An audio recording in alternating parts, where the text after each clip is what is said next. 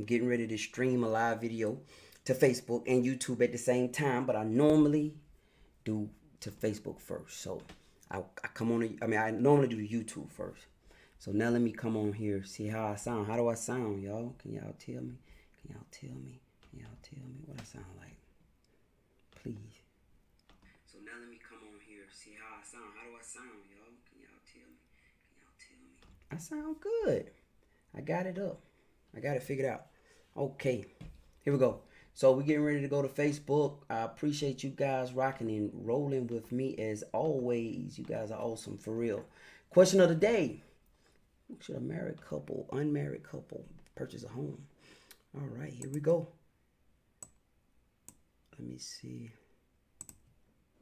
No, I gotta make sure I go to the right one. As I told you guys before, I stream gaming in my pastime. Like one of the fun things I do is I stream game. All right, y'all ready? Thank y'all. All right, one. Let me get this.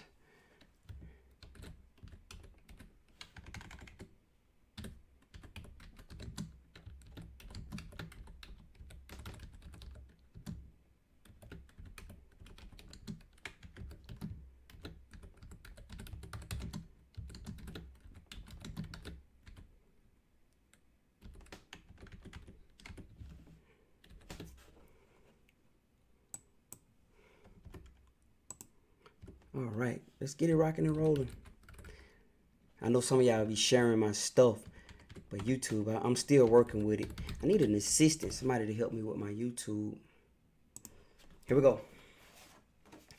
All right, what it look like? Let's see.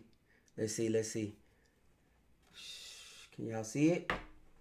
Should an unmarried couple purchase a home? Should an unmarried couple purchase a home? Can y'all see that? What y'all think? What you think? Look. So this is the question of the day, y'all. Question of the day. Should an unmarried couple purchase a home? I want you guys to get that. What do you think? While I get all my stuff together over here. Some of you gonna say yay, some of you gonna say no. But what do you think? Do you think it's good for an unmarried couple to purchase a home? Somebody who hadn't been together. All right. So look, let me camera get back in focus. Let me talk to you briefly about that. Number one, let me say this first and foremost. It's none of my business, and it's no one's business how you choose to live your life and how you choose to run your relationship. All this is just for information purposes, point blank, period. So again, for everybody who want to see, the question of the day is: should an unmarried couple purchase a home? All right, comment in the section below and tell me what you think. Here we go. Look, number one, let me tell you a story. One time, I knew someone, not to get too specific, I knew someone, and they were living with a lady. They had a place together. They can, but just not together. Right, Ari? So they had a place together. And they had a place together, and they weren't married or anything, but they had a place, and they had what they call a joint tenancy with sole survivorship. Meaning that by law, they live together and they both co-own the place, but if one of them died, the other one will own the place free and clear. Point blank, period, right? So guess what? One of them died. When one of the people died, it was discovered that it was some other stuff going on behind the scenes. So the individual who had the property was left with some stuff, some bad stuff. Now, I know if they were married, I can tell you straight up, it would have been perfectly even, because in the state of Georgia, if they were married, that person could have got what they call a year's support, and they would have been able to get the property free of the tax lien. They could have got the property free of the tax lien. So that's a story that I went through, and I understand how that works. So, but number one, it doesn't, to me, if you guys choose to live in whatever, it doesn't matter. I think we're in a time now in our society where however a person choose to live, it don't really matter. It don't. It's all about you. It's all about you. So if you with someone and you guys choose to be married, or you choose to live together and purchase a home together, and you're not married, I don't think that's anybody's opinion. Is that a great financial option, I don't know. Would I do it? For me, no, I wouldn't do it because I don't have certain protections. I know they say you could be on the deed but not on the loan.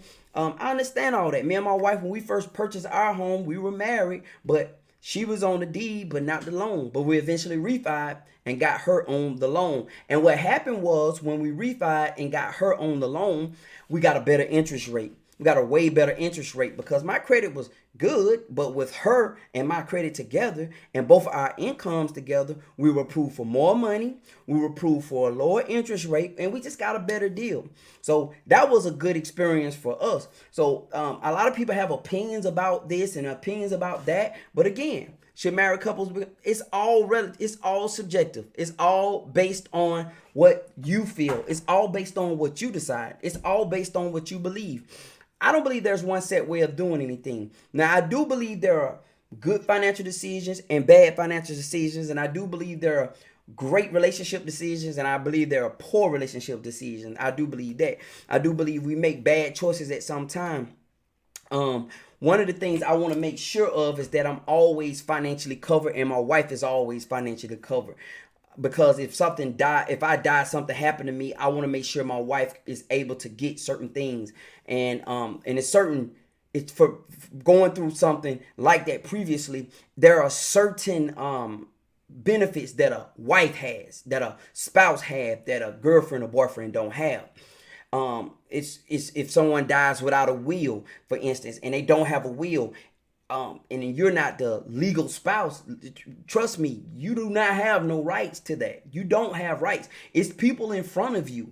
There are people in front of you who have rights to the property. The kids in front of you, they got rights. Well, your name on the deed, you're good. But it's a kind of touch and go situation. I don't want to push my belief system on anybody. So whatever you choose to believe, that's fine. That's fine. That's just a question. It's fine. This is just a forum where we're going to talk and be able to express our perspectives in a non-threatening manner. You should be able to express what you feel without anybody criticizing you and ridiculing you. And in my group, if I see anybody trying to ridicule or criticize anybody for their belief, I'm getting rid of them, because that's just not the place, and this is not the place we're going to do that. We're not going to push our religious beliefs. We're not going to pull us our part. We're not. If someone chooses to get married or someone chooses not, there's no one in the world who can choose other than God can say that person is right or wrong. You get what I'm saying? So is it a great financial decision? I mean, I don't know. Like I said, I went through a situation similar where somebody died and they weren't married, but they own a property together, and it was kind of tough situation. And they had a joint tenancy with sole survivorship. But listen, there was a lot of back end and stuff. So, hey, and I can tell you some things. There's been some horror stories that I've seen. Now, I can say this. I want to say this, right? Regardless of what you choose to do and how you choose to do, right? If you choose to not be married or you choose to be married, that's fine. But what you have to do always is to make sure that you are covered. Ladies, men, whatever. Make sure that your paperwork is in order. Make sure that you are protected. Don't go with that, oh, you're going to be all right. No. I need to see it in writing. All right, so you may not be married, and that's fine. If you're not married, okay. But make sure your documentation supports you, and make sure the documentation support actually you being fine. And this goes for my married couples.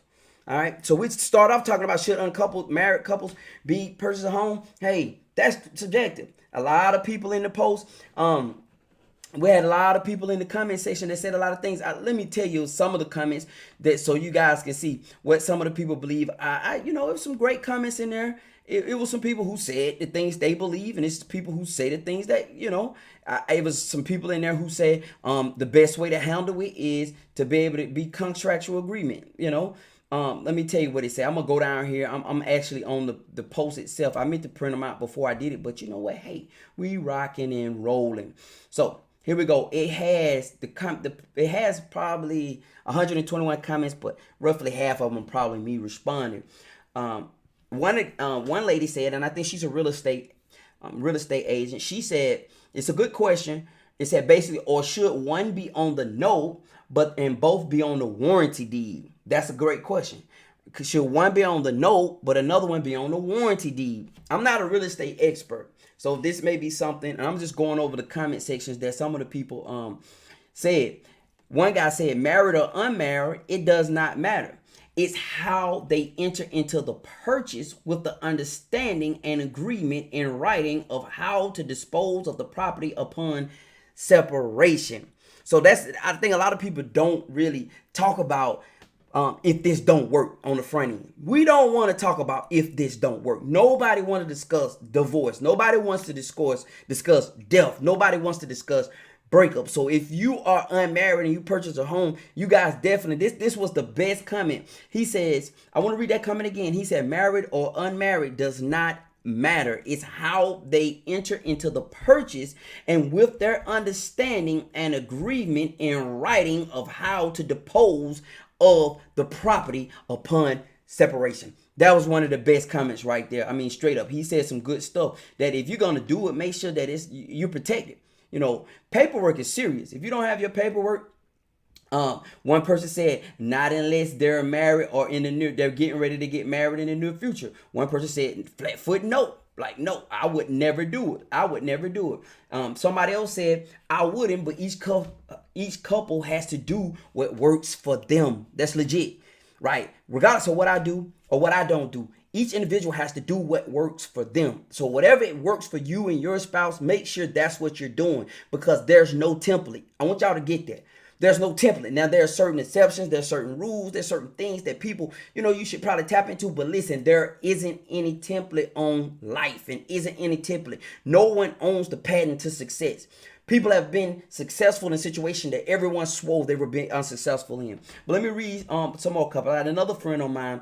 They have he's a realtor. He said, no, neither married or not. He said when both are on the loan, that means that both incomes were accounted for to make the purchase. If something were to happen to either income, it would definitely affect them paying their mortgage. So basically, simply put, when y'all got the house, if both of y'all got on the loan, if you were approved for $500,000 because your spouse make 100 and you make 100. So because y'all had a greater income coming in together, guess what? Y'all got approved for more. So what his point is that if something was to happen to one of you or one of you walk away, would you be able to afford the mortgage on your own? So that's a whole different setup issues. All right. So he said if only one purchases a home and something happens to either income, it possible will affect them paying the mortgage. So it's a great point. Like, he made a great point.